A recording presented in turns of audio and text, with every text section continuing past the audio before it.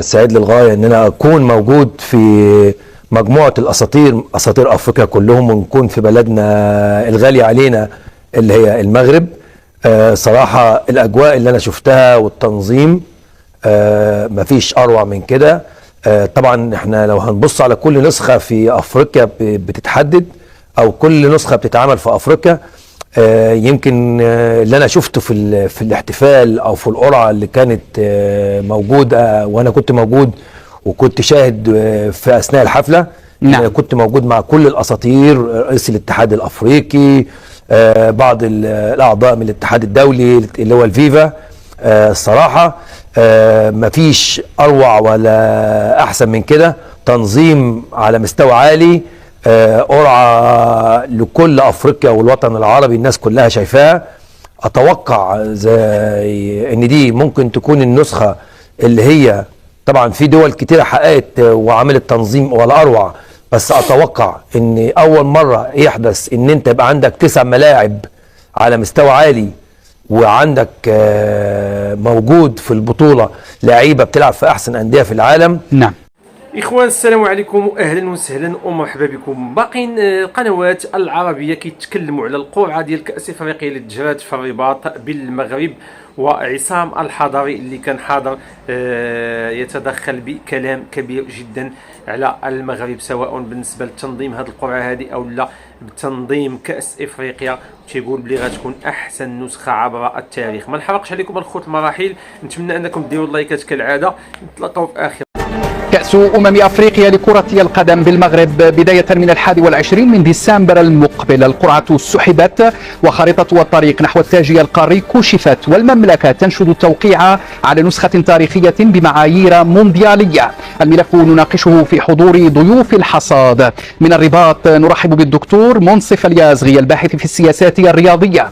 من المنامة نسعد بمشاركة أحد أساطير الكرة الأفريقية، حارسي المرمى الشهير المصري عصام الحضري. ومن باريس ينضم إلينا الناقد الرياضي المتخصص في شؤون كرة القدم الأفريقية فران سيمون. مرحبا بالجميع. أستهل النقاش مع عصام الحضري. حضرت حفل القرعة بالعاصمة المغربية الرباط إلى جانب أساطير القارة السمراء، كيف كانت الأمسية وهل بلغت الأجواء المونديالية؟ اول حاجه طبعا مساء الخير عليكم، وسعيد ان انا موجود معاكم. تاني شيء انا طبعا سعيد للغايه ان انا اكون موجود في مجموعة اساطير افريقيا كلهم، ونكون في بلدنا الغالية علينا اللي هي المغرب. صراحة الاجواء اللي انا شفتها والتنظيم مفيش اروع من كده. طبعا احنا لو هنبص على كل نسخة في افريقيا بتتحدد، او كل نسخة بتتعمل في افريقيا، يمكن اللي انا شفته في الاحتفال او في القرعة اللي كانت موجودة، وانا كنت موجود وكنت شاهد في اثناء الحفله. نعم. كنت موجود مع كل الاساطير، رئيس الاتحاد الافريقي، بعض الاعضاء من الاتحاد الدولي اللي هو الفيفا. الصراحه مفيش اروع ولا احسن من كده، تنظيم على مستوى عالي، قرعه لكل افريقيا والوطن العربي، الناس كلها شايفاها.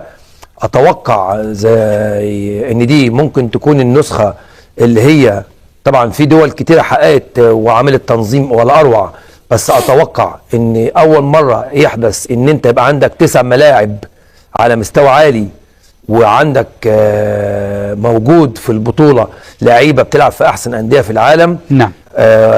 ثانيا ان المغرب بكل الامكانيات اللي هي متوفره لها ان هي تطلع وتعمل بطوله استثنائيه.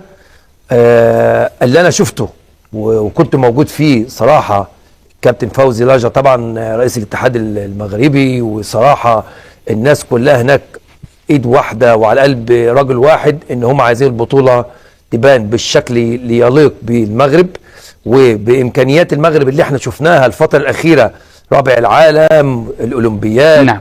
في فرنسا، اللاعيبه على مستوى عالي، كل المسؤولين صراحه بيشتغلوا لمصلحه المغرب. انا واحد بشكرهم، واضح، لان دي حاجه شفتها يعني بعناية الاثنين. اللي انا شفته كمان ان الناس كلها مبهورين، وكل الاساطير اللي هي موجوده وكل النجوم وكل اللي هم المسؤولين عن الاتحاد الافريقي والمسؤولين في المغرب، الناس كلها مبهوره بالتنظيم، مبهوره بالملاعب اللي هتتعمل. نعم. والناس كانت تتمنى البطوله ما تبداش في شهر 12، تبدا دلوقتي على طول. واضح. الى فرانك سيمون، ماذا عن اصداء حفل الرباط؟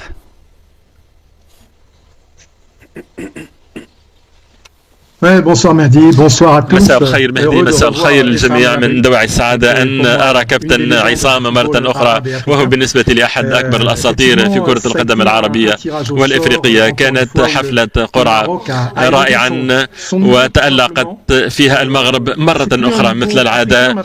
لا نتحدث الآن عن المستوى الإفريقي، بنتحدث عن المستوى العالمي. ونحن نعلم بأن المملكة المغربية تسعى إلى إبراز مواهبها على كل الأصعدة، بما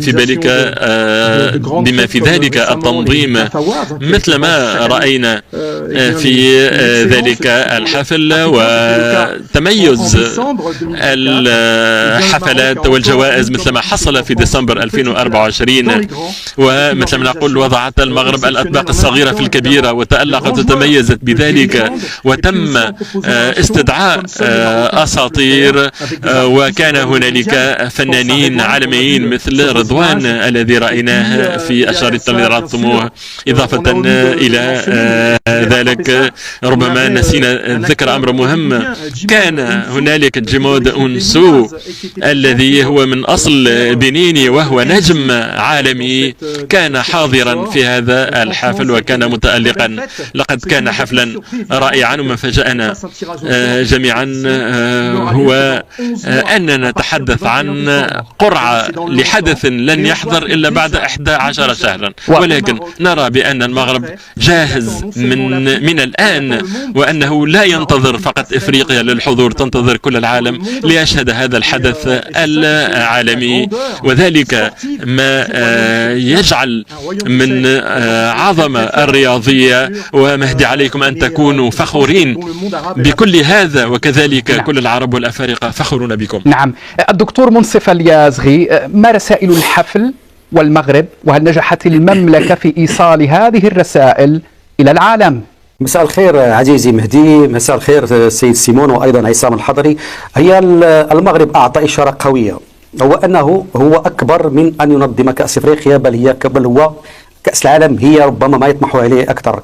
كأس إفريقيا أعطاه بعدا عالميا في إشارة إلى أنه قادر على تنظيم كأس العالم، وأن الدورات الماضية التي ربما أفشل في أو لم ينصف في احتضانها كان ذلك خطأ، واتضح أنه المغرب قادر على التنظيم على أكبر مستويات. المغرب في هذا الحفل في اعتقادي أنه أعطى رسائل كبرى. أولا أن هناك امتداد للمغرب في عمقه الإفريقي، وبأنه المغرب ظل منذ سنوات وتاريخيا عنده امتداد إفريقي ليس فقط على المستوى التجاري وإنما أيضا فكريا وثقافيا. وعن طريق الرياضة بإمكان تجسيد هذه الروابط وجمع القارة الإفريقية في منتدى واحد.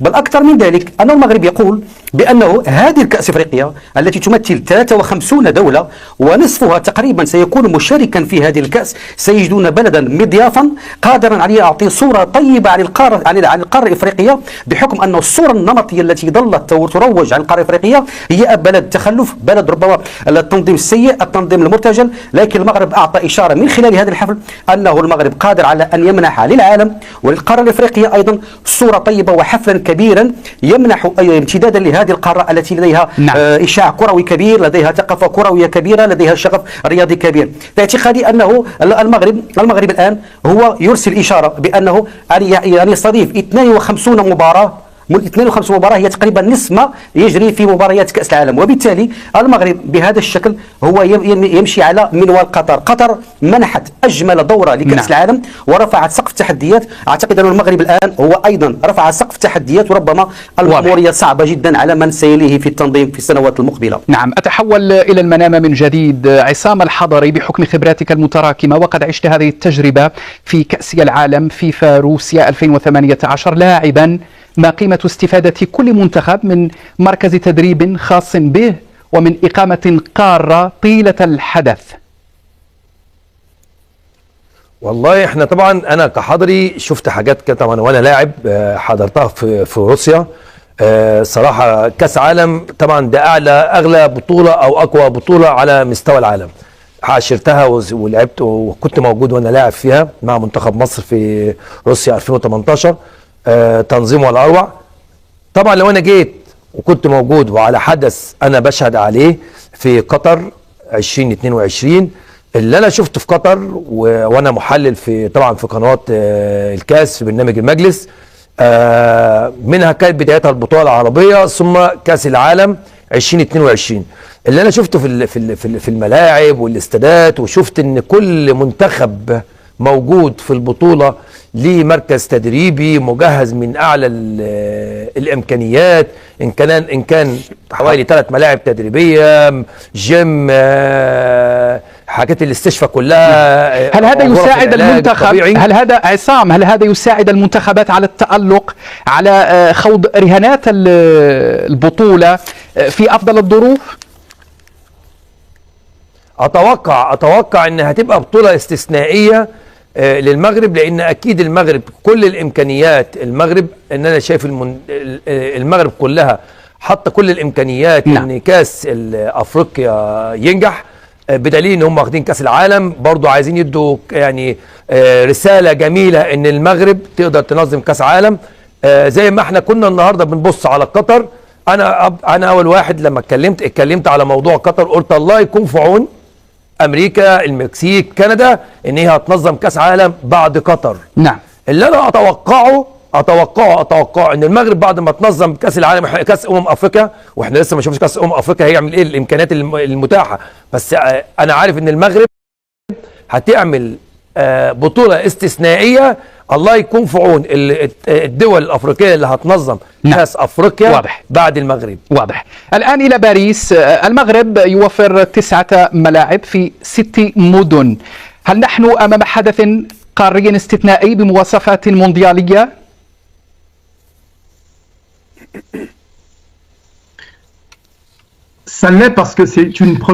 فعلا هي سابقة في تاريخ تنظيم كأس أفريقيا. رأينا 5 مدن مثل ما حصل في الكوت ديفوار، وكذلك في الكاميرون في 2022 5 مدن و6 ملاعب، وكذلك مصر الحبيبة بلد صديقنا عصام كذلك تميزت في ذلك التنظيم.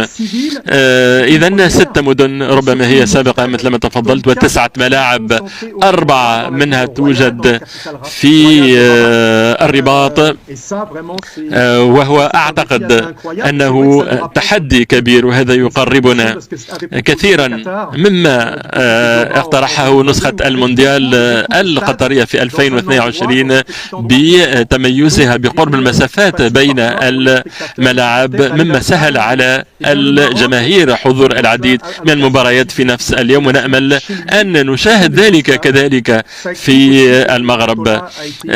كذلك رأينا جودة هذه الملاعب، وطلب كذلك من الأندية التضحية باللعب في ملاعب فرعية لإعداد الكامل لهذه الملاعب على الطراز العالمي. لا ننسى كذلك بأن المغرب ستنظم كذلك كأس أفريقيا النسائية.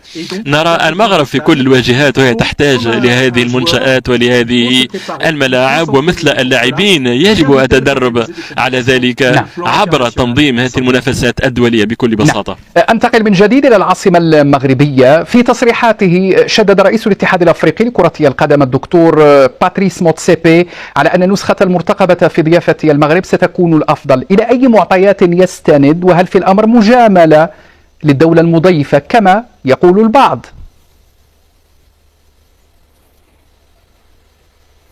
بطبيعة الحال ليس الأمر يتعلق بمجاملة.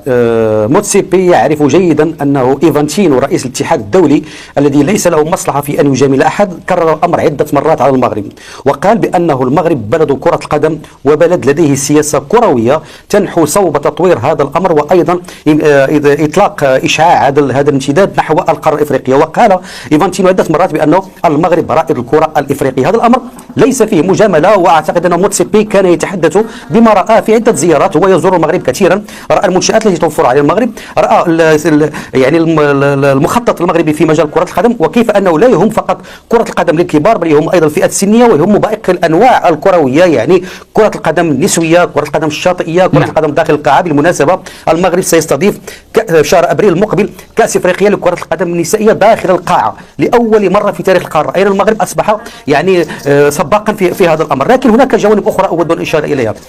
إذا كان موتسيبي يقول هذا الأمر فإنه يعرف جيدا بأن دفتر تحملات استضافة كأس إفريقيا يتضمن 6 ملاعب، ملعبين 15,000 ناس متفرج، وملعبين 20,000 متفرج، وملعبان 40,000 متفرج، أي في المجموع حوالي 150,000 متفرج في 6 ملاعب. المغرب قدم 9 ملاعب بسعة 368,000 متفرج. إذن هو فقط كل التصورات وكل التوقعات، بل أكثر من ذلك أنه منح أفقا آخر للمنتخبات عندما منحها فندقا لكل منتخب وملعبا للتدريب. وبالتالي موتسيبي لم يكن مجاملا، وإنما أكد سياسة المغرب بأنه التنظيم ليس غاية بل وسيلة لتطوير كرة القدم بالمغرب وفي إفريقيا، وأيضا وهذا هو الأهم هو تطوير منشآت البنية التحتية هنا بالمغرب.